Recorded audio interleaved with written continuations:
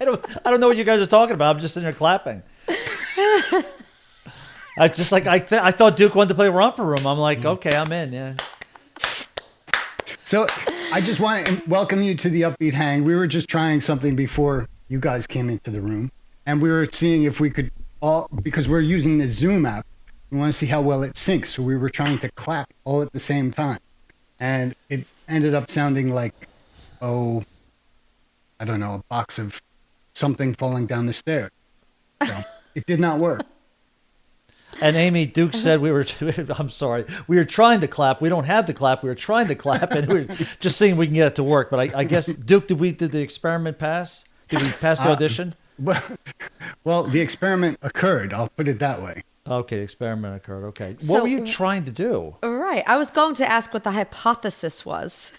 I wanted to see if this would be able to capture us at the same time doing the same thing if we intended to do the same thing. But the speed that my video gets to you or audio gets to you must be delayed enough that when you respond in kind, it's a little bit off, so it sounds like...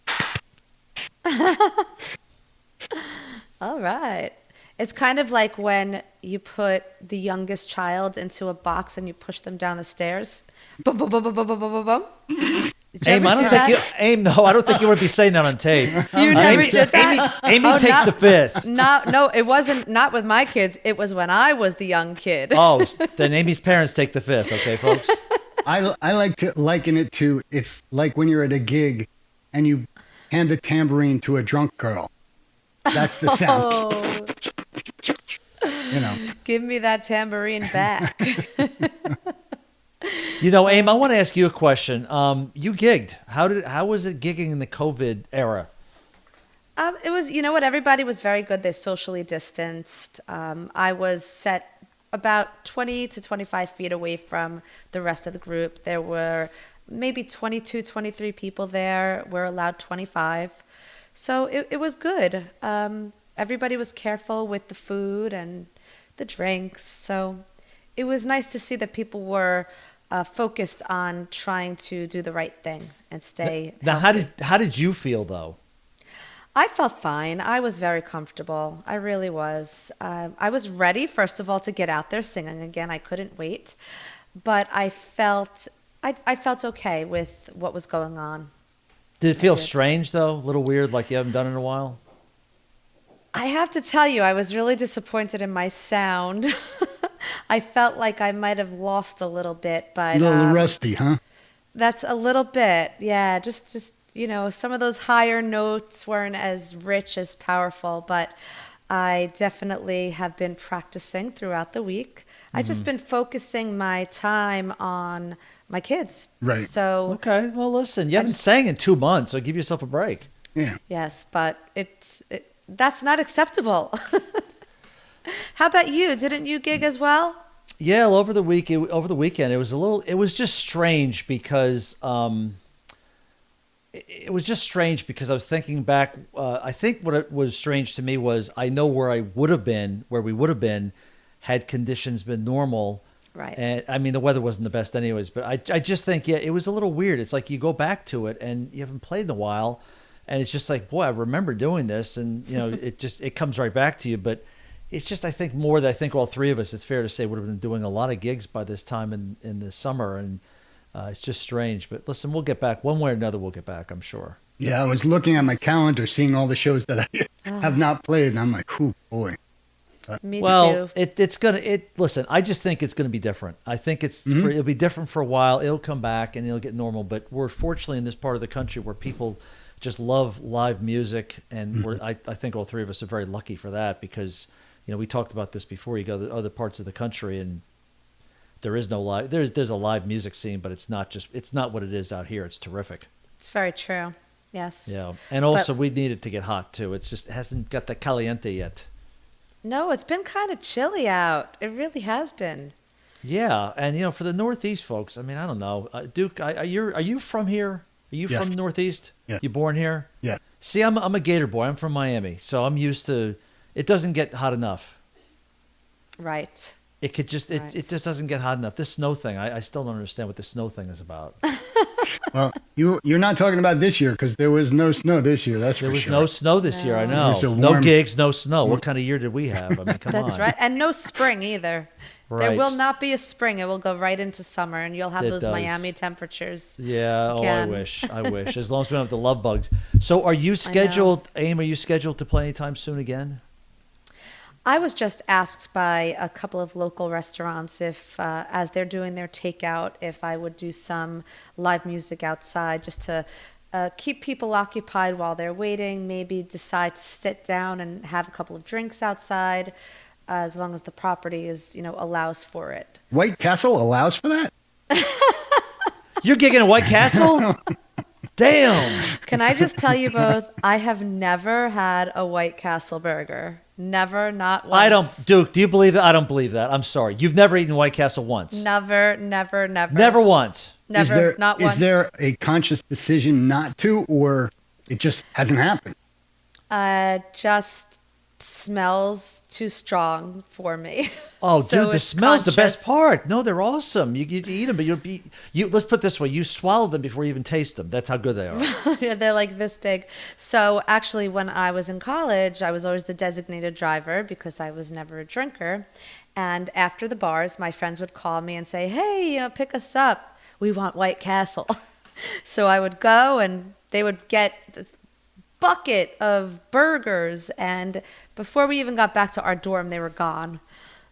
Duke, would you Crazy. say you could easily eat 10? Anyone can easily eat 10, right? I can't say that. I don't know. I'll say that. You could they're so small. I mean, you could easily Yeah. eat 10 of them. I'm telling you, this was all girls in the car, and they Well, weren't big girls, and they were girls doing 10, can- 15. Girls can put food away if they want. Yeah. Oh, no. But wait a I'm minute, one but of wait a those minute, girls daughter. if I want. I have a daughter who could challenge me to a food contest, and she would eat more than me, and she's skinny as a rail. Oh, sushi, I could do that. I could out-eat any man in But wait, sushi. hold on. You're not getting off the hook so quick. Go back, Aim. So you mean to tell me that bucket of, or whatever, the tray or whatever of White Castles there, and never once did you say, let me just try this? Never once. Never. That onion smell was just too strong for Yeah, me. I think they use like reconstituted onions or some high quality product. I don't Well, know. Aim, I know what it the is. problem was. You weren't drunk enough. That's why you weren't eating it. That could be it. Yeah, I've that's it. heard great things about it. So it's just, I personally wasn't interested. If you would have been drunk enough, you would have had a murder burger. You would have loved it. You would have said, this is awesome. You would have said, this is great. What did I just eat? Amy, the food's over there. Oh, okay. That's cool. That's cool. Oh, that is too much. Really? No, really, they're good. And Duke, as I know it, they have something called there is a burger they have that apparently you can't eat it because it's too large, I think. Do you know what I'm talking about?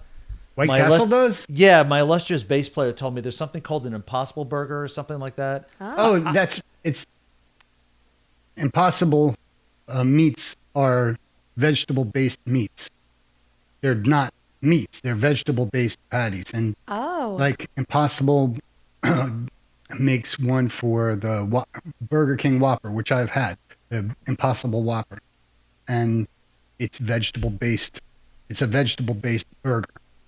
So it's like Oh. for a vegan or a vegetarian. Vegetarian, yeah. Because So the idea is it's not that it's impossible to eat. That's the name of the burger. That's the name of it. That's the brand, Impossible okay. Burger. Maybe I was Pretty cool. misled. They're good. Yeah. They're good. I've had them. Wow. They Yeah. taste pretty good like vegetarian? Yeah, the Impossible Whopper tastes like a burger. Beef. And not being a Right. vegetarian, I appreciate that because I miss burgers.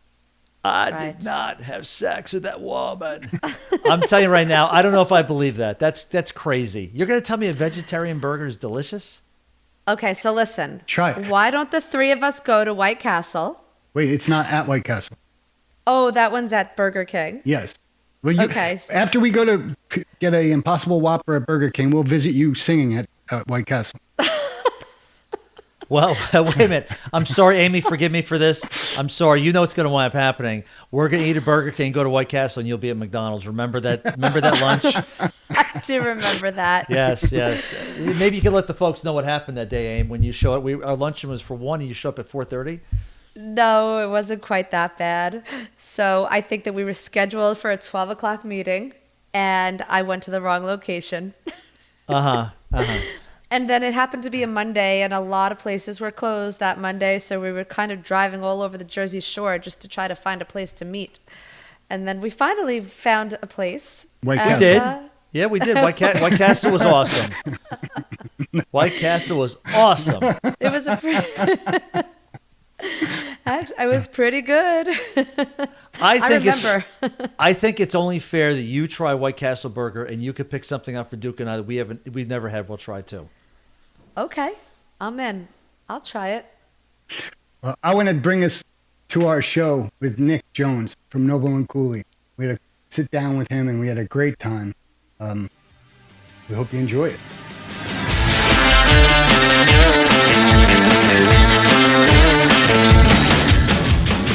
Said right before we started rolling, you have a podcast of your own. Tell us about that. Yeah, I do a couple. I've been doing a heavy metal review and discussion podcast now with an old college buddy of mine that we did college radio with for almost a decade. We've been doing the podcast for 9 years now. Wow. Yeah. I don't think the word podcast was invented back then. Yeah, I know. We were on the early days of it. Wow. So yeah. So I've been doing that one for a long time, and then a while ago, that same buddy of mine and another college friend started doing a horror movie kind of discussion analysis sort of thing that we did for a short period of time and then kind of pumped the brakes on it, but we're just starting to get that one going again. So what's the heavy metal one called? That is the Sideshow Podcast. Nice. And the Sideshow Podcast is how many people? You and how many other people? Just me and one other guy. Okay, nice. Wow. Yeah. So in your podcasting experience, what were some of your favorite episodes? What did they revolve around? I don't know. We're 400 plus deep at this point. I'm sure there are some shining stars for you though. Yeah, I mean, for the most part, it's mostly album reviews and analysis and whatnot. Not too many guest interview type things. So it's mostly highlights of various albums to come out, and we make a top 15, 20 list every year and kind of do deep dives into what we're enjoying at the time. Now, have you always been into heavy music? Always would be a lie, but for a very long time, since my early teenage years, for sure. When I was a kid, I was all about country, and then I got exposed to Nirvana somewhere in the early teenage years, and then started getting heavier and heavier and heavier from there. My first band I joined was a metal band when I was like 14 years old. So yeah, I've kind of been in and around that forever. Okay. How do your folks take to that? Because I can't see them being metal people. Yeah, you're correct about that. However, I would have to say they have been nothing but supportive of it. I mean, my brother and I played in a metal band together when we were, early teens or whatnot. And we were practicing in my parents' basement at like 10 o'clock in the morning on a Saturday, making all kinds of racket. Wow. And they never once complained. They were always... it was a hobby we wanted to pursue, and they were always encouraging of it. So eventually we moved upstairs to a barn on my parents' property that was a little more out of their house while they were trying to enjoy their coffee in the morning. But still made a lot of noise for a lot of years, and they never once complained. That's very cool. Now, what does your brother play? My brother's the drummer. So you're not a drummer? No, I'm not. I know, that's weird. Wow. Okay. But, what do you play? Yeah. I'm a bass player. Wow. Okay. Well, I had this bass backwards. Yeah. Well, so, I mean, my brother's a couple years older than I am. Obviously, drums are kind of in our nature. So he grew up starting playing on drums, and we didn't need two drummers to start a band. So I started off on piano and then guitar for a little while. And the whole time I was kind of learning and doing that, the band he was playing in at the time couldn't find a stable bass player. So I eventually switched over to doing that instead when I was about 14 or 15. And that's kind of what clicked. Do you continue to play keyboards or no? No, but I did just buy a synth a little while ago that I don't understand how to use at all yet, but I'm having a great time with. Awesome. That's very cool. Now, do you do this purely as recreation, or do you foresee trying to make a go of it? Oh, no. I'm way past that point. Okay. I'm just having fun with it at this point. We're just making some music because it's fun. Nice. So when you were little and playing piano, was that something your folks said, Nick, we want you to learn piano, or did you just automatically, were you drawn to it? No, I hated the piano. I did not want anything to do with it. But before they would let me play guitar, they wanted me to have a base knowledge of, how to read music, how to figure all that out. And the piano was a good place to start to get those fundamentals just based on its layout and visuals. So I started with that for a couple of years. And when they saw I would stick with it and I could do it, then we went down the guitar road. And did you get to the point where you can actually apply some of the stuff you learned on keyboards to bass? Man. Probably not anymore. It's been many, many years. I'm sure some of it's still rattling around in there, but I would be hesitant to say I make a direct connection or think about it in that way when I'm playing. Gotcha. Okay. No worries. So I wanted to ask you, with regard to the company, you were born and became a member of the company. Mm-hmm. What's your first recollection of actually working with the company? First recollection of working there is probably about third grade or so. My brother and I used to get off the bus there after school. And back then we used to make zero rings, if you remember those. They were like a Evans ring or Remo ring that are still made now. And all of ours had a little zero ring decal and Made in the USA sticker on them. So our job was putting the stickers on those and then putting them in their packaging and boxing them by the dozen. And we're given our own floor of one of the old factory buildings to stay out of the hair of everybody else that was doing real work. And we just kind of got to run amok up there and, make some zero rings while we were at it. Were you and your brother enjoying it, or was it more, child labor? No, we enjoyed it for the most part. I think a lot of that was based on, we never sold a ton of them. So there was never pressure, get off the bus and you guys have to make this many today. It was, something to keep us busy while we were there for an hour or so after school every day. But, when you give two children an entire floor of an old factory building, there are going to be sword fights and forts built and, all kinds of stuff like that. And that definitely took place as well. I love that. That's great. So when you graduated from putting stickers, what was your next move? So from there, my summer job in high school, back when we were doing toys still, which was, the bulk of our business up until the early 2000s, I was helping run what we called the jazz line, which was when all of the toy kits were assembled, they would have to get, cartoned and packed. And it was a assembly line of people taking the finished product, boxing it, stapling the boxes closed, running them down to another warehouse, and sorting them by type to get ready to go onto loading trucks. So I was running that for a while and just kind of keeping everything organized, making sure there was enough boxes, making sure we had the supplies to kind of not stop the line of people assembling things. The toy, for those of you who don't know, Noble Cooley's made toys for a long, long time. Forever. Yeah. I know you're known as, one of the oldest drum manufacturers in the country, if not the oldest. But that was the actual real drum, and correct me if I'm wrong, the real drum manufacturing was a very short-lived thing early on, and then it was almost all toys, correct? Yeah, so we started as toys in 1854. And then when the Civil War took place, we were contracted by the Union Army to make marching drums for that. So that was the first professional drum we made, was during the Civil War. And when that was over, we went back to being a toy producer right up until the 1980s. And we didn't start making professional drums until I think 1980, with our first real production model hitting the shelves in 1984. Wow. And we do still make toys now, but not nearly to the volume that we once did. Most of that has gone overseas. The market really isn't there or able to be competitive on that type of volume or scale anymore. So we still make enough to say that we have done it forever since we started. But now we pretty much make it for our gift shop, for the Vermont Country Store catalog, and for the Gettysburg gift shop. And that's about it. Gotcha. And when you first started making drums in the 80s, is it true you used Keller shells when you first started? Yeah, we still do. Oh, you still do? Okay.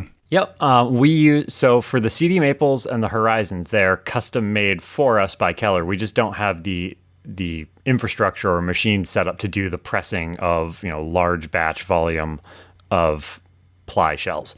So they make custom to our specs and provide us with the shells that we use to make the kits. The snare drums that we make, the solid shell steam bent ones, are all bent in-house. Okay. And you seem to have, on social media, a passion for bending shells. It's our thing. It's what we're most known for. It's the part we kind of all enjoy the most, for sure. So how long does it take you to actually, not the letting it rest, but the actual bending process? How long does that take? The actual act of bending a drum takes less than 30 seconds. Holy mackerel.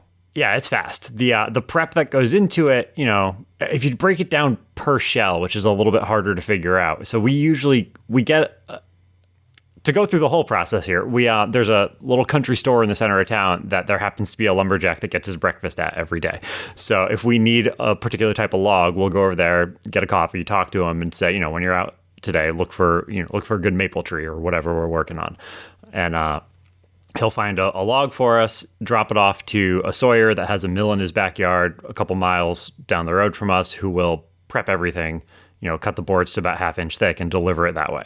So from there, we have to plane them, strip them to the right width, put a scarf joint on them, and get them prepped to go in a steam chest where we need to, bring them up to 10 pounds of pressure for 4 or 5 hours. At which point, then they're ready to bend. The act of taking them from that steam chest, putting through the machine that bends them and getting them into a form is the fastest part of the whole process. Okay. That only takes 30 seconds or so. Wow. That is really neat. So yeah. I saw you posted, you posted a I can't remember what kind of wood it was, but you posted a picture on social media, and it was such an incredibly beautiful I don't know if it's quilting or what you call it, but does that affect the ability to bend it, or like the way the wood is? For sure.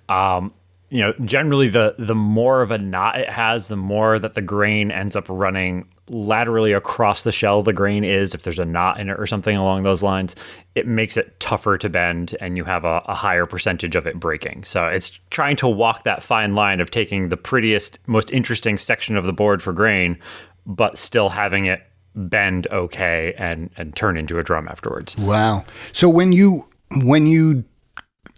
because they're solid shell, you can't use an inner layer of something tougher. Wow. Yeah. Jeez, a whiz.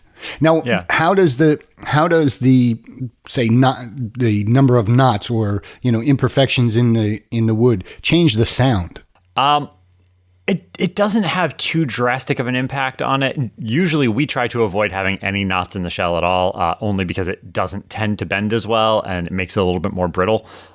So we do our best to make sure that we don't have any actual knots in it. We try to skirt the edge of that grain, because usually the growth around there will start to give it an interesting pattern in the wood. But we try to avoid any actual weak spots in the board. Gotcha. So let's go back to where you were saying the process. So you have the wood and you're going to bend it. Mm-hmm. And then what's next? Okay, so we have the wood.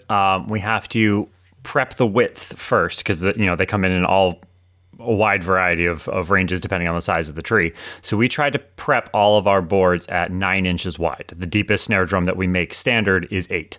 So that gives us an inch of wiggle room to trim off after the shell is bent. And of course, if that doesn't work, you can trim it down to a 7, trim it down to a 6, trim it down to a 5, eventually get down to a piccolo. And if the shell isn't going to make a piccolo, it ends up, cut up for kindling that heats our houses in the winter. So we rip it to width first and then stick it through the planer to get it down to the thickness that we bend at. And we do the hoops at the same time. We use solid reinforcement hoops as well, made from the same trees. And those are planed a little bit thicker. So after they're planed and prepped, we then point both ends so that when you bend it around, you get a nice tapered seam for a scarf joint. And once they're prepped and pointed, we can put them in the steam chest where we steam them for a little bit before we bend them. Pardon me. Tell me about the bearing edge process. The bearing edge process is my favorite part. That is kind of my pride and joy. I have hand scraped and hand done every bearing edge on all of our drums for 14 years now. Wow.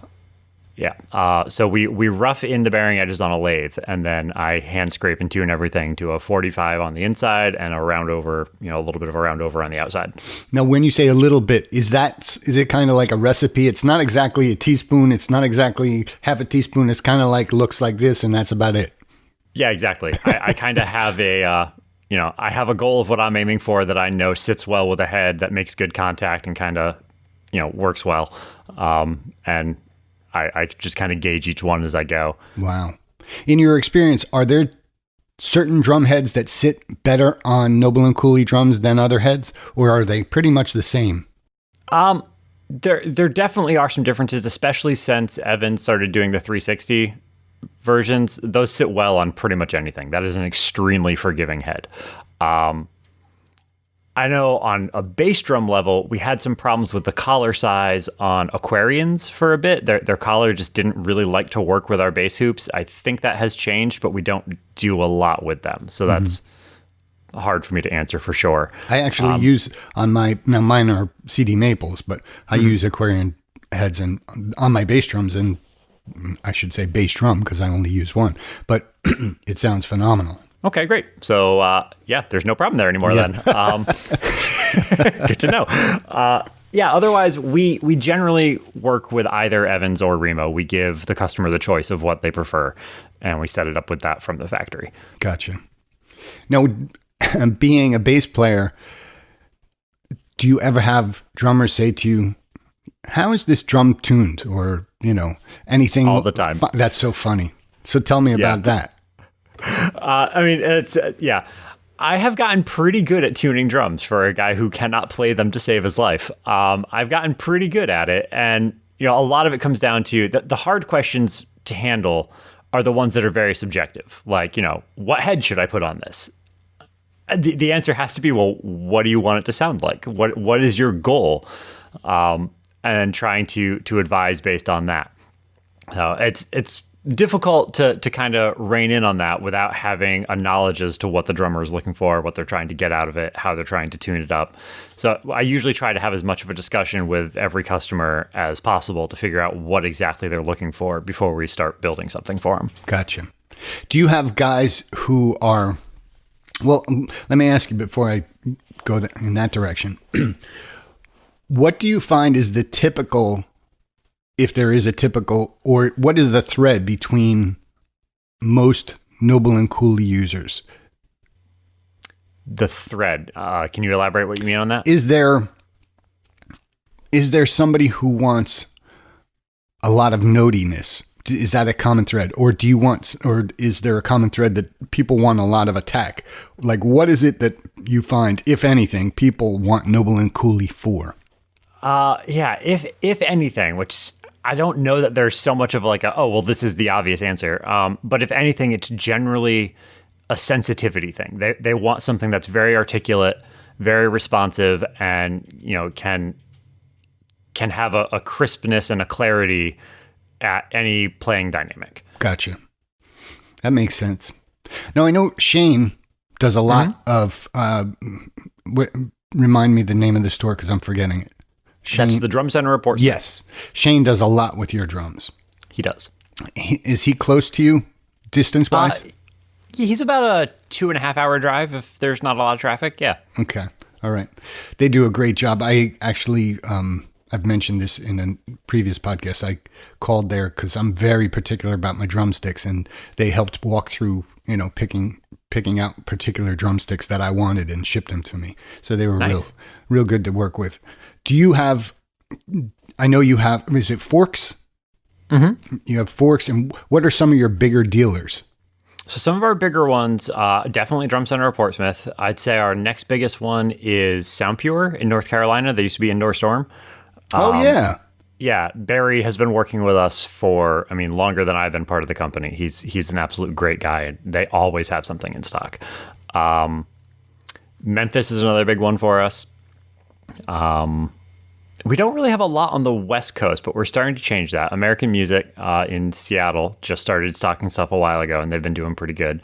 And we've got a bunch of smaller guys kind of throughout the region, Philly Drum Shop, Boston Drum Center, some other area ones, and then a scattering of medium-sized shops kind of in the Midwest between here and there. But definitely our biggest, highest volume guys domestically are Sound Pure, Memphis, and Drum Center in Portsmouth. Gotcha. Nice. Earlier, you were talking about the width, the maximum width is 9 inches. Is that why you only do snare drums? You can't do drum sets because of that? Yeah. So if you have followed us on Instagram or are familiar with the company for a while, we kind of got ahead of our skis a little bit and started saying that we were going to do full solid, full depth kits. And we did manage to do a few of them. But our bending machine is circa 1880. And it does not like to do anything larger than 16 inches in diameter or deeper than 9 or 10 inches. So trying to coax it into doing, 18-inch deep, 22-inch bass drums turned out to be a lot harder of a demand for it than it was really able to do. Gotcha. So we did manage to put a couple out, but we had to table that for the time being while we tried to work out some kinks and reset things a little bit, and we haven't had the time or the bandwidth to really make that happen yet. When you're bending a shell, what is the thickest shell that you can bend? That depends greatly upon the species. So there are some woods that when you steam them get a lot more malleable than others. For instance, tulip or oak get really, really easy to bend, and they're a lot more forgiving. So we've attempted a 1/2-inch thick tulip before. Wow. And it worked, surprisingly. We would never even think to attempt that with a maple or a black birch or something. It wouldn't. Our machine simply couldn't handle it. Now, do solid shells, are they more susceptible to weather, cold, heat changes? Okay. What happens? Which is why we put reinforcement hoops in everything. What happens in weather if they don't have reinforcement hoops? They will grow and shrink and warp a little bit depending on temperature and humidity. You do definitely have to take a little bit of extra care with a solid drum than you do apply. Gotcha. Back, I'm going to say, well, I'm sure it was before you were with the company, you did a metal drum with Zildjian. Mm-hmm. What was behind that? So that was originally for one of Zildjian's anniversaries, and I cannot remember which right now. We've actually done it 3 times. We did it in 89, I think 90 or 91, and then again in 2004. So obviously the earlier 2 ones were before I was part of the company. Mm-hmm. I was 5 the first time we did one. But in 2004, which is if you're familiar with the 3 variations, we did the deep one first, a 5-inch one second, and then we did a 5-inch one that had a lathed groove in it that kind of changed some of the response and resonance to it. Mm-hmm. It was actually my then girlfriend, now wife, and I that put those together and shipped them all. Nice. For that series. Yeah, that was a high school, or maybe early college summer break job for us. They're extremely valuable, those drums. They are. Yeah, they seem to go on eBay for between $3,000 to $4,000 pretty regularly. Wow. That has to feel pretty good when you see that. Yeah, it does. We would love to do it again. We've reached out to Zildjian, and their kind of production, because they are such a huge company and they plan 5 years in advance. We've talked to them a little bit about trying to bring it back again, and it just kind of seems to always be a little bit further down the road. So maybe someday we'd like to do it again, but no plans at the moment to actually make that happen. Right. When I first heard of Noble Cooley was, I'm going to say, late 80s, and you had, at that time, you were starting to bring on name endorsers. And to carry name endorsers means there's a lot of behind-the-scenes legwork. And eventually that became less of a focus, and now you're much more in the snare drums. And not that you still make the drum sets, but the focal point seems to be more custom drum kits for the everyman.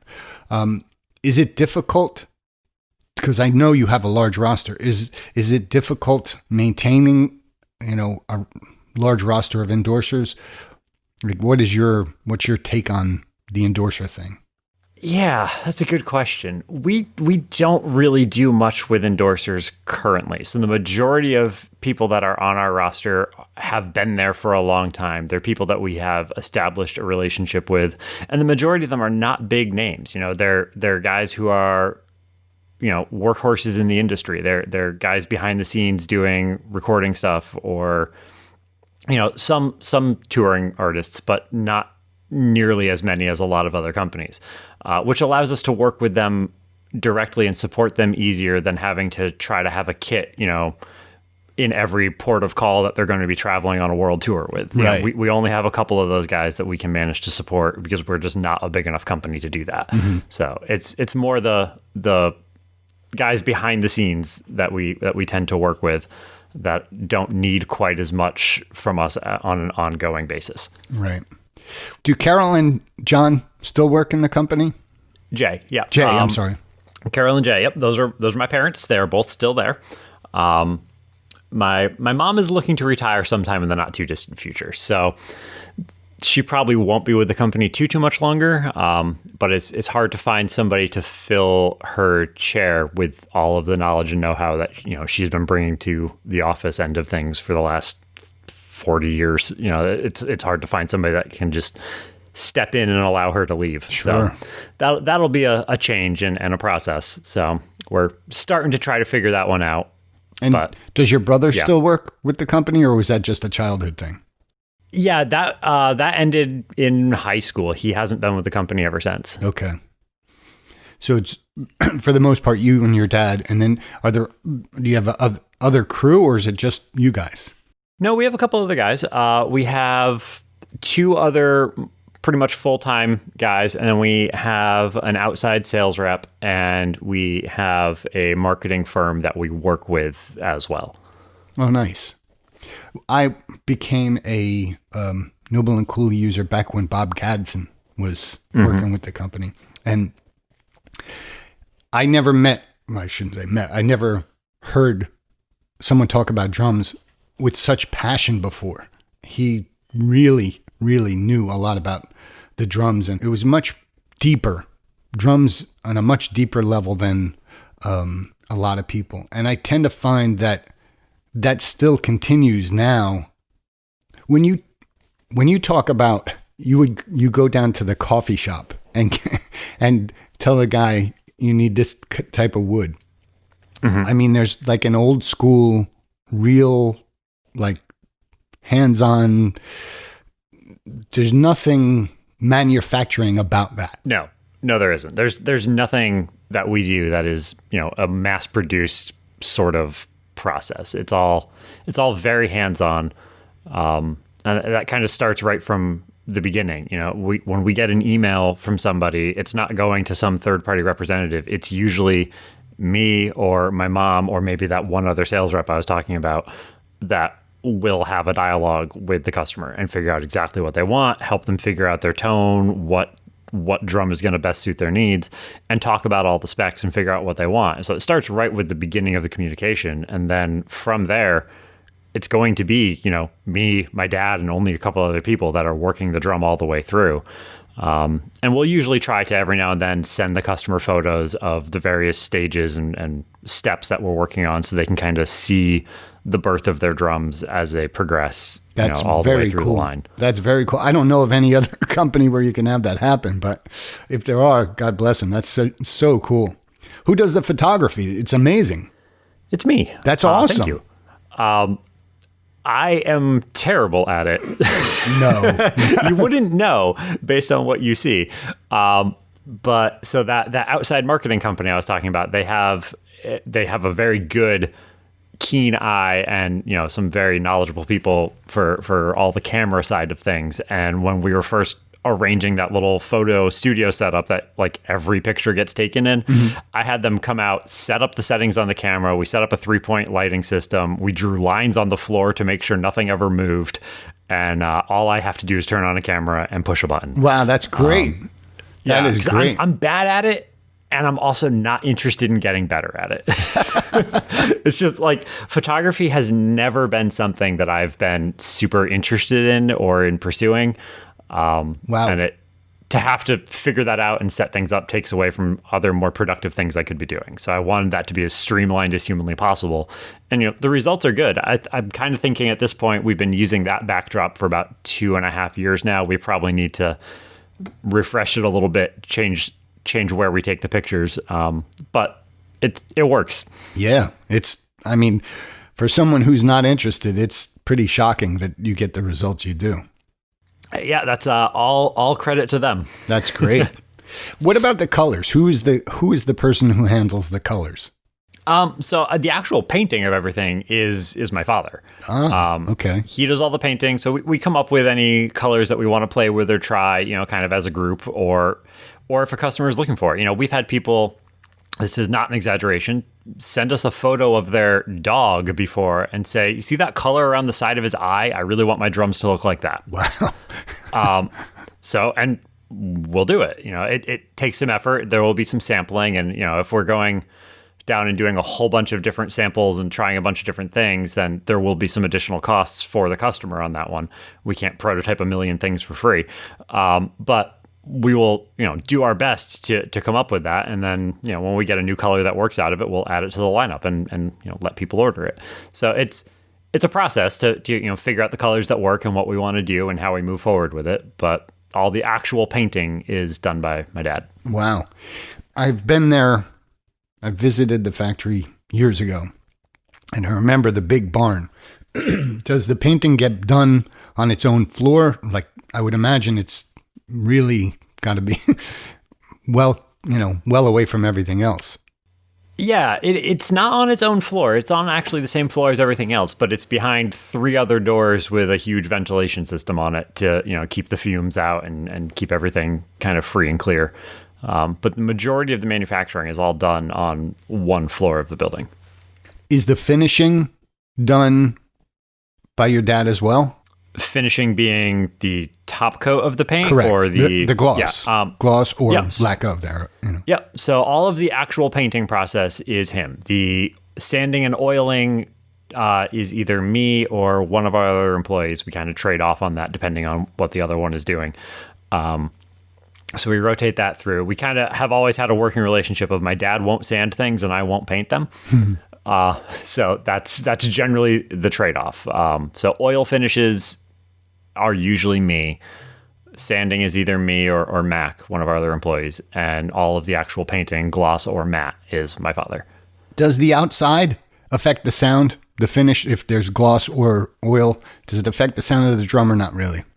Not that I can hear. Okay. We do get asked that question pretty regularly, if adding a coat of sparkles is going to add enough material to have any real impact on the drums. And, maybe if you hooked it up to an oscilloscope and really measured it, you might be able to see a little bit of a difference on a waveform. But to my ear, I absolutely cannot hear a difference between an oil finish and a sparkle finish. So we talked a little bit about tuning before. I wanted to ask you, when you tune drums, do you tune to intervals? Do you tune solely by ear? How do you tune a tom versus a snare drum versus a floor tom? I tune pretty much just by ear. I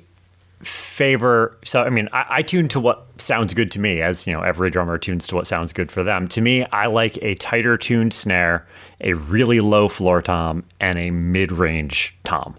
And that's generally what I try to go for. We do have, all of the tuning helpers, the tune bots and the drum dials and whatever, but majority of what we do is just by ear to what sounds right. Okay. And when you tune a drum, are the drum heads you use the same on all the drums, or do you prefer one type of head for the tom, one type of head for the bass drum, and a different type of head? Or can you use the same set and still get the result you want? So we generally try to use the same set. Our standards, I said before, we either offer Remo or Evans, but we try to go with the most middle of the road head across the board for all of them. So for Evans, we use coated G1s and clear G1s on toms. We use a coated G1 on snare and a hazy 300 on the snare side. And bass drums are EQ3s, clear and whatever you want on the front, white, black, calf tone, whatever. And Remo is the same thing, but we use the Ambassador line and the PS3 line. And the reason we do that is because it is a very neutral, middle of the road head, and the sound between the brands, between Remo and Evans, are very, very similar. So it kind of puts the drums out into the world without having them be really affected or colored by using something with control rings or super thick or, whatever. It puts them out there at a kind of neutral starting point where you can kind of hear what the shell sounds like, what the edges are doing, and then you can tailor the drums to your needs simply by changing the heads. Gotcha. Forgetting selling or delivering something, what is your personal preference for a bass drum rack tom or floor tom in terms of for heads? Yes. Or for sizes or heads? For heads, I'm an Evans guy. I prefer EC2s on my toms. I really like the little bit of control ring. I prefer a clear head over a coated. So my personal kit uses EC2s, and I use an EQ3 batter and a calf tone reso on my bass. And is the calf tone a warmer? Like, why do you choose the calf tone reso? It is very warm, but also it's the aesthetics of it. I mean, let's rewind here. I am not a drummer. Right. So there's that. A lot of, my personal kit is designed around aesthetics. It just also happens to sound really good. Gotcha. But the choices I have made for my own personal drums are more based around the look. So I like the look of a calf tone. I like that kind of antique-y vibe. And what finish do you have on yours? So I have a walnut kit, and I just went with a natural matte finish black hardware. Nice.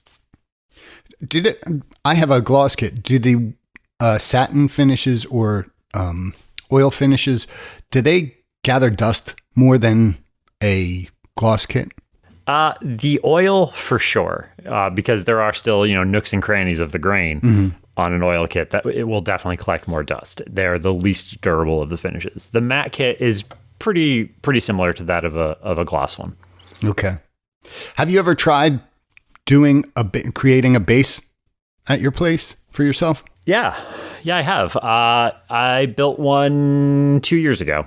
I don't really think that's an industry we're looking to spin out into as a company, but I did build one for myself, and it is wonderful. So you're pleased with the result?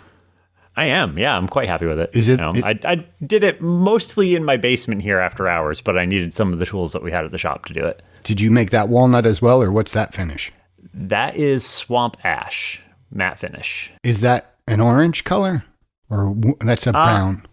No, it's kind of a natural. I'm looking at it now as I talk here. A kind of naturally yellow color, and I did put a walnut pick guard on it though.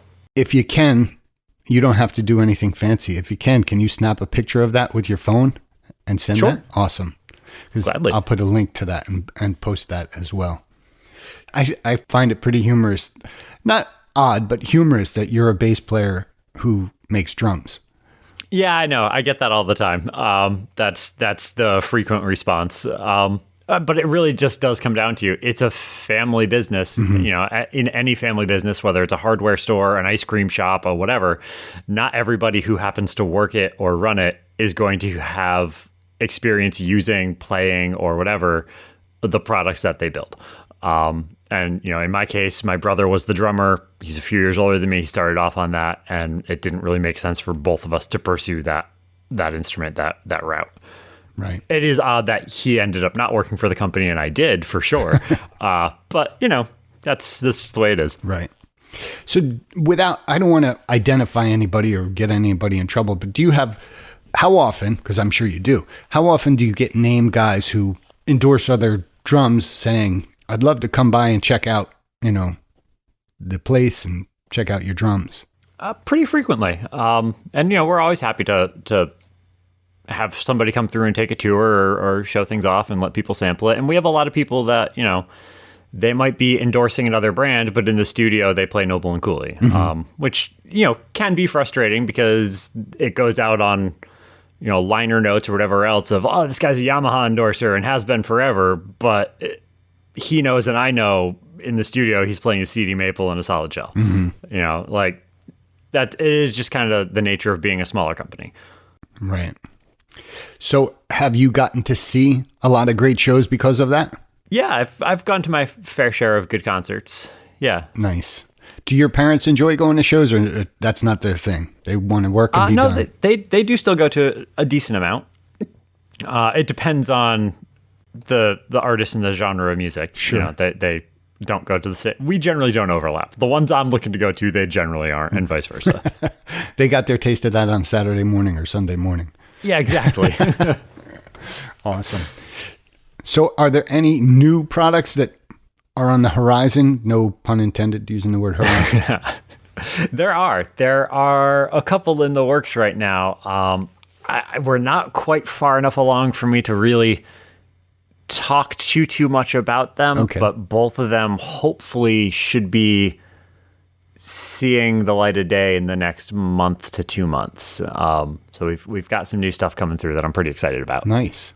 I Yeah. have to tell you, I share with every drummer who comes up to my drum set, I share the Cool Mount because I think that is sliced bread and those are the two things, Well, thank you. That is particularly pleasing for me because that was my invention. That's awesome. the one thing my name is on for a patent. You are a genius. That is the greatest invention for drummers of all time. And people, if you don't know what a Cool Mount is, do yourself a favor, put this episode on pause, do a quick search of Noble and Cooley Cool Mount, and you're welcome. And you'll find a dumb video of me showing how it works. There's nothing to it. It's just so ingenious. Yeah. I just love that. So where that came from, the story behind that is simply a bass player's perspective on things, really. So when I first started working for the company full time in 2006, I built my brother a kit.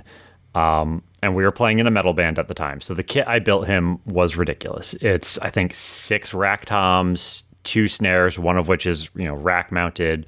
It's huge. It's like a 12-piece drum set. But we were playing small bars, and, you've got like 5 minutes to get on stage and 1 to get off.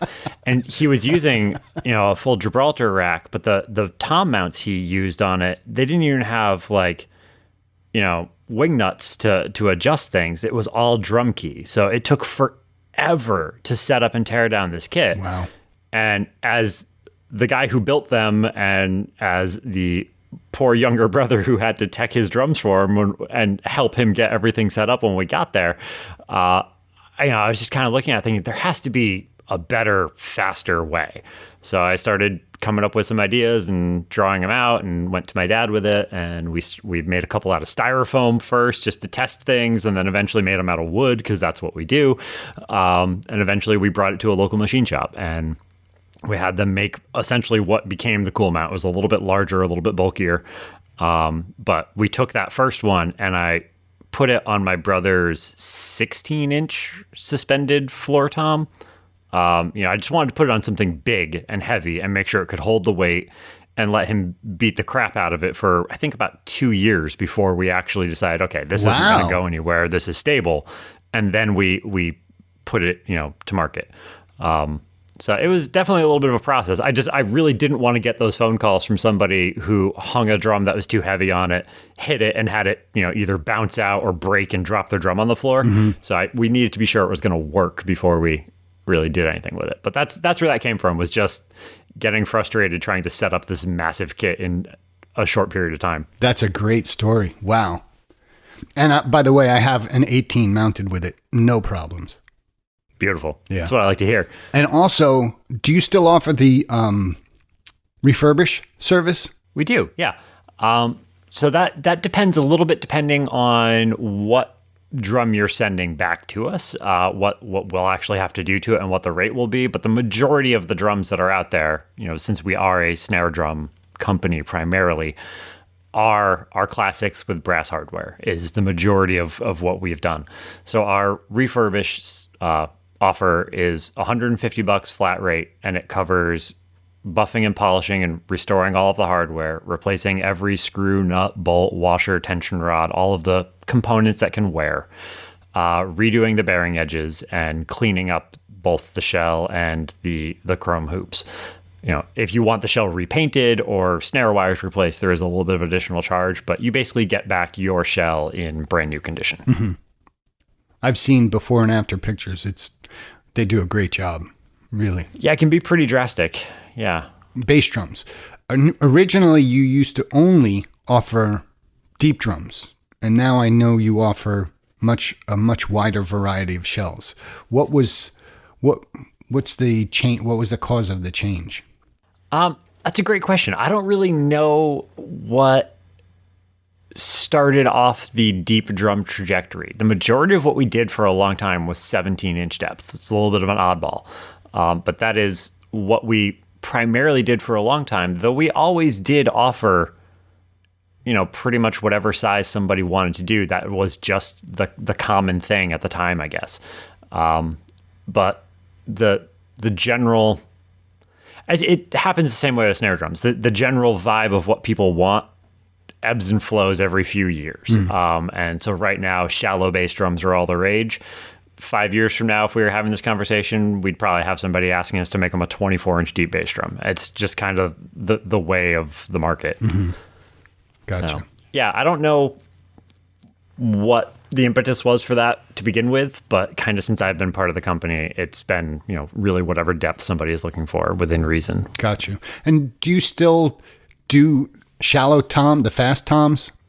We do. Yeah, we just did a kit probably about 2 months ago that went over to the UK that had the old school style tube lugs on it, and I think the deepest tom was a 8-inch deep 16.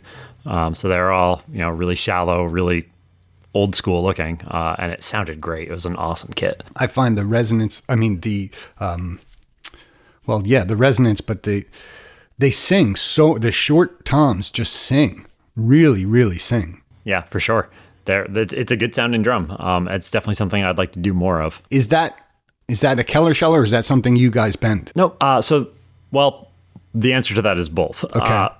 Currently, they're Keller shells. The kit that we just did that I was referring to is a CD Maple. The old Star series, which is the original shallow toms that you were talking about, those were steam bent because that is something that our bending machine can do. Okay. If you wouldn't mind, explain what Keller shells are for those who don't know. Oh, sure. So Keller is a company in New Hampshire that actually the drum industry is a small portion of their business. They are primarily a furniture manufacturer. And they have the presses set up to be able to lay up multiple veneers at one point in time, with glue between each one, like a plywood sheet, and press them out and use heat treatment to cure the shells quickly so they can produce a higher volume of shells. And they provide shells to many, many companies throughout the country. And there are a few other shops as well, or companies as well, that offer shells for smaller boutique businesses like ours. The other one I think of that kind of just sprung up recently is Nordic Shells out in the Midwest. And they are able to produce a higher volume than we can do. And each one of those presses to make a shell is, tens of thousands of dollars. So you can see quickly why trying to get set up to do size 8 through 24 with, every 2-inch increment and a couple odd ones in between can become a very cost prohibitive setup for a smaller business like ours. So working with them, we can specify, like our Horizon series is a very unique, weird ply layup. So yes, Keller is building it, but a customer couldn't just call this large production house and say, hey, I want to buy a Noble Cooley Horizon, shell pack. They wouldn't sell it to you. So they do basically consignment work for a bunch of smaller businesses like us. Mm-hmm. And they've been doing it for decades, right? Yeah, I mean, pretty much since we were up and running, they've been the company we've used. Yeah. Explain the difference, if you can, sonically between the Horizon and the CD. Sure. The CD is a little bit brighter and crisper. It's a little bit more modern sounding of a drum. And that uses all maple veneers, and they are staggered every other one, again, like a sheet of plywood, one vertical, one horizontal. And the thicknesses of the drums get thicker as the size increases. The horizons also get thicker as they go up, but that is a predominantly maple shell with an inner ply of mahogany. And the majority of the veneers, all except two, are all run horizontal, which is where the name comes from. And the result in that kind of unique construction is they have a little bit shorter decay, and they are a little bit deeper and warmer. Not quite like a vintagey sound, but they just have a little bit warmer, unique tone to them. Okay. Thank you. Appreciate that. No problem. Does the way the plies are laid, does that affect the bearing edge at all? No. I cut the same edge on both of those. Okay. Do you ever have guys say, I want the drums, but I want you to do a custom bearing edge, a different angle or something like that? Or is that not really something that happens? We do get those requests every now and then. We usually don't do it. We put in a fair amount of work and research when we were working with Bob Gatson designing these back in the day, and tried a whole bunch of different edges, tried a whole bunch of different combinations of, series and species and woods, and found that for the drums we were building, for the sound we were aiming for, this is what works best. So usually if somebody's coming to us saying, yeah, I read on the internet that a full baseball bat roundover is what I want, the question is, okay, why? What are you trying to achieve? It may turn out that what they're looking for is just not the sound of our drums. We manufacture a tool. There are many, many other ones out there, and it's not always in the best interest to mold something to try to work for you if it's just not inherently what you're looking for. So it's a conversation we have, and for the most part we can figure out, okay, well, if we just do this size or this depth instead, we can get you the sound you're looking for, but still use this edge that we know works really well for what we do. Nice. So with that in mind, if you had a kit other than Noble and Cooley, what kit would you get? Oh, man. So that's a tough question. I haven't had the luxury of really playing one, but from a how it looks perspective, I'm a huge fan of Evit's drums from Australia. They're beautiful. And sonically, oh man, I don't know. There's so many good manufacturers out there. I'm generally not a stave guy, but when we were at a drum show in the UK, there was this new company, Zebra Drums from Holland. Those things sounded incredible. So maybe that. I don't know. It's very, very different from what we make and the sound we usually go for. Mm-hmm. But there was something about them that was just awesome. Neat.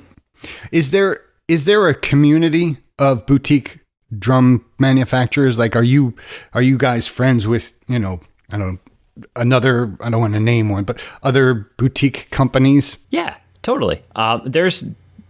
There's really, I don't think, at least in my little corner of this, there's no one that we're not on good terms with. We don't have enemies in this industry. We are way too small to pick fights with people. Like that would not do anything for anybody. So no, we have good working relationships with a whole bunch of people. We recently just did a very limited run of stave drums, which is something that, we don't produce, never have, and probably are not going to pursue. But there's a company in Exeter, New Hampshire called Exeter Drums. And he's a fan of ours. He came down and took a tour and said, hey, would you ever want to try it? And we're kind of hemmed and hawed and we weren't really sure. And then he popped back in a little while later with 4 absolutely beautiful shells in woods that we work with for our solid shells and said, here, try these, play with them. And we did. And they came out great. We sold all 4 of them through SoundPure just a couple weeks ago. So yeah, no, we definitely have some good working relationships with some smaller companies. I am frequently in communication with a number of other guys through Instagram and Facebook, and it's a fun community. Technically being competitors, it never feels like a competition. Awesome. It's funny. I find as a drummer, I find the same exact vibe in terms of the drumming community. you know. So that's really nice to hear. There are so many little companies, you know. I think it's great that they're all supportive of each other because, you know, the number of drummers is limited. So yeah, right. Yeah. Yeah. And for the most part, we all do something a little bit different. So that it's not like I'm constantly seeing something and being like, oh man, they boosted that idea directly from us. You know, that like there's enough room for most people to develop their own kind of unique thing. Nice. So every now and then you see something that's like, well, okay, sure. Right. But for the most part, everybody has their own lane. So awesome. Do you guys ever do NAMM anymore, or is that something you continue to do, or is that something of the past? We do it every few years. We haven't gone the last few, only because it is an extremely expensive undertaking. And for the size of our business, in order to have enough reps be working the booth, we pretty much all have to go. So not only do we have to try to find the time to build the product to ship there in addition to our regular orders without trying to change people's lead times, but we also have to close the company for a week. So it is a huge undertaking for us to do that. So we really can only justify every 3 to 5 years or so. Gotcha. Yeah. So do you play out much anymore? Not so much recently. We did for a long time. We were doing a fair amount, but we've been more in studio writing mode for a while, which honestly is the part I enjoy anyways. I've never been really keen on gigging. You know, to me, that's kind of a necessary byproduct of playing in an original band. And flashbacks of setup too. Yeah, right, exactly. But I much prefer the writing and the recording thing, and I'm getting more and more into doing the engineering and producing side of my band's recordings, and I'm enjoying that a lot. So that's kind of where my heart is for it anyways. So I don't really mind that we're not kind of out there staying out till 3:00 in the morning on a Wednesday night anymore. Do you have any local guys who, again, I'm not asking you to name them, but do you have any local guys who are friends of Noble and Cooley that, you know, we would all know, but they're not Noble and Cooley endorsers? I know. No, not that I ever know. I mean, there's definitely a small kind of cloister of more just local working guys in the area who, you know, based on their proximity of the company, have some sort of relationship with us, but not that would be a household name at all. That being said, there are not many musical hubs right near Granville, Mass. No, certainly not. No, nothing. This music scene here is pretty much dead. You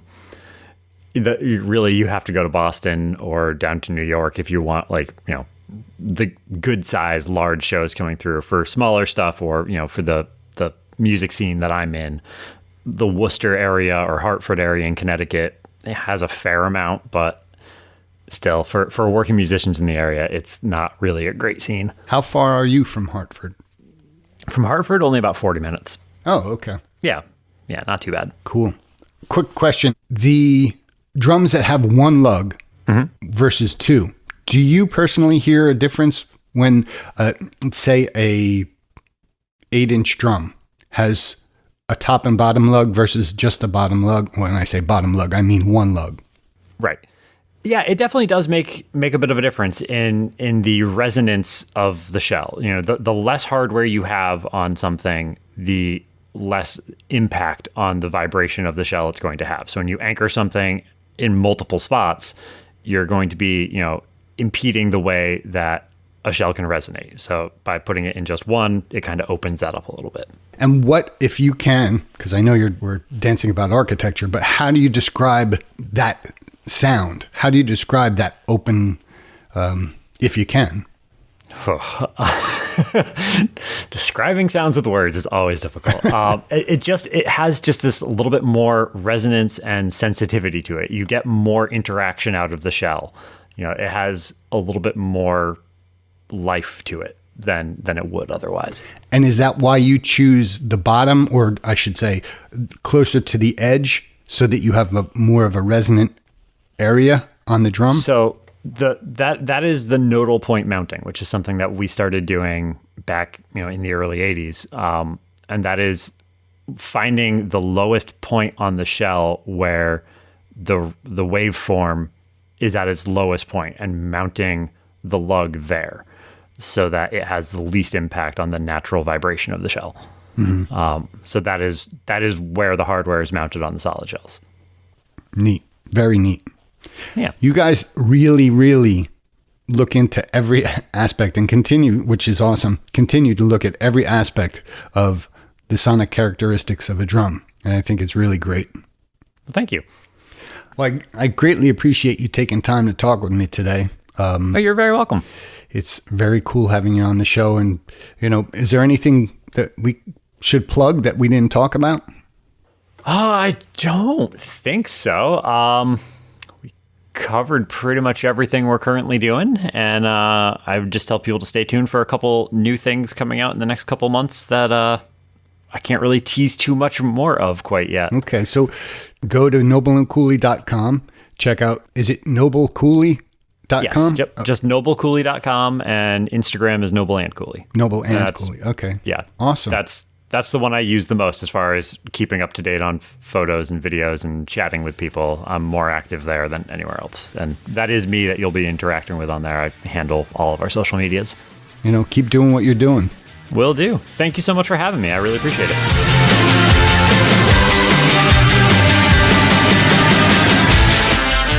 I thought you did a great job with that interview. Did you have a good time talking to Nick Jones? I did. I almost said it again. I did. Why almost say Nick Jonas? Nick Jones. Did you enjoy talking to Nick?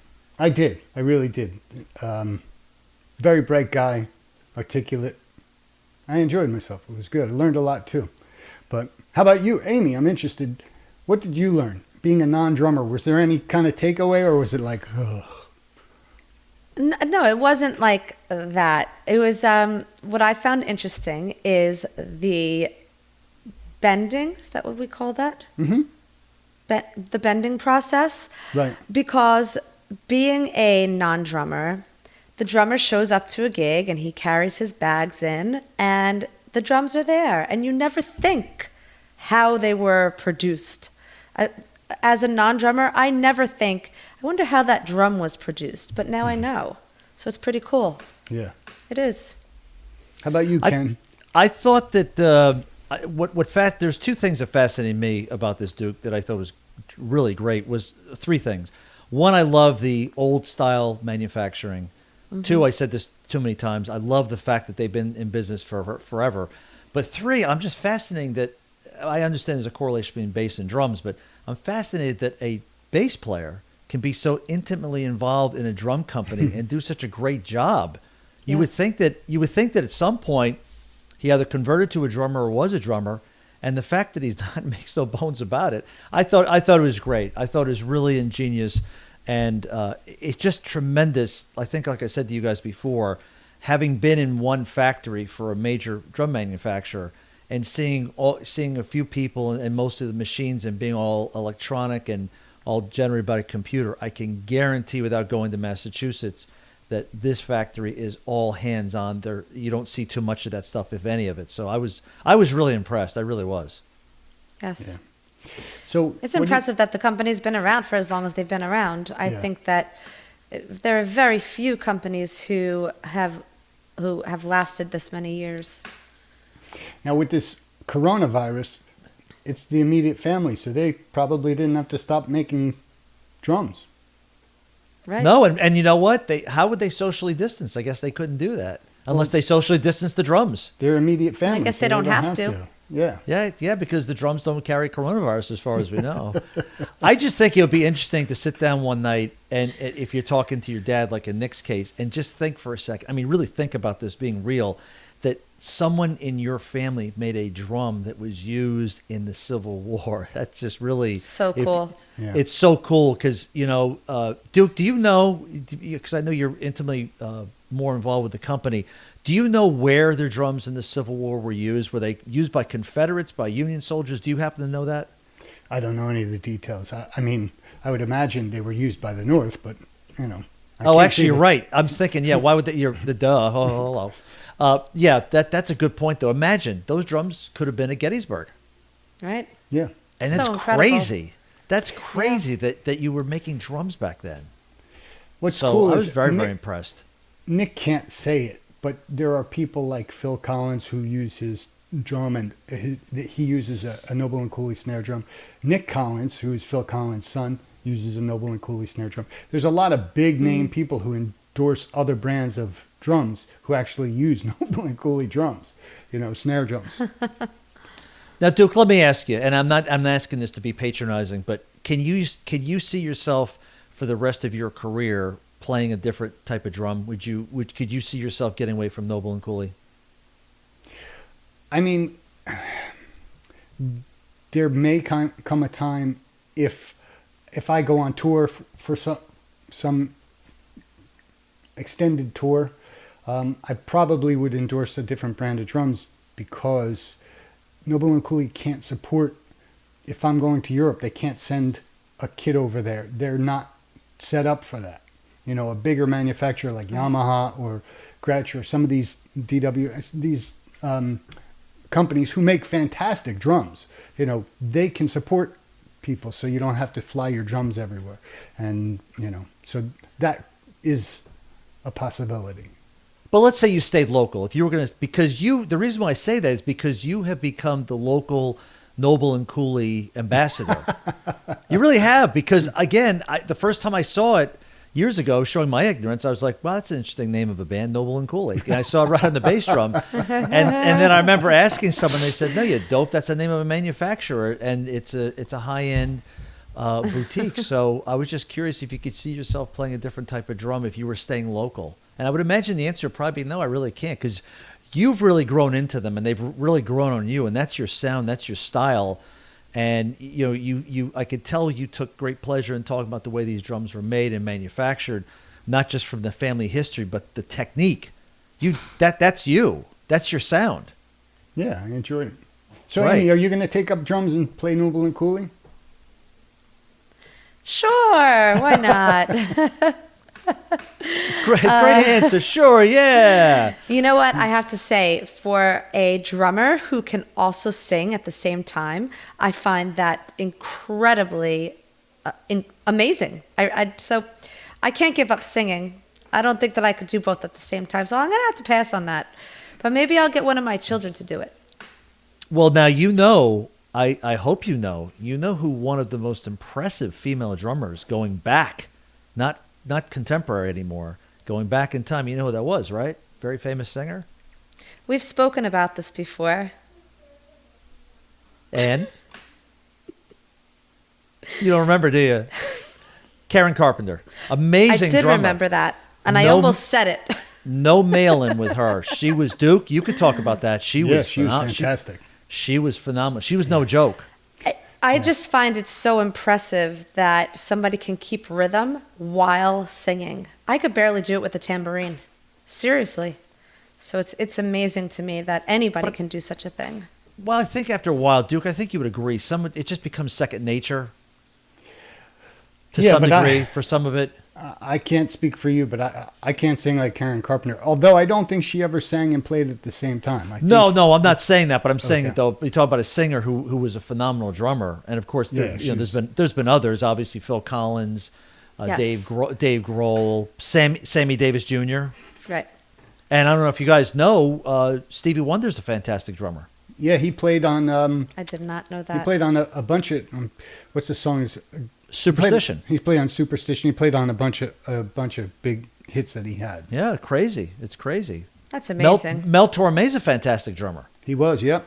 Yeah, so it's interesting. But I thought it was great to hear about the way they're made, and I thought it was really cool. And actually, I would hope that down the road, hint, hint, I would get a chance to check out the Noble and Cooley sound and play them at some point. Because I've seen them at NAMM. You're more than welcome anytime. I've seen them at NAMM. They're amazing. I've seen them at NAMM. They're awesome drums. Yeah. So, anyways, Yeah, Duke, definitely.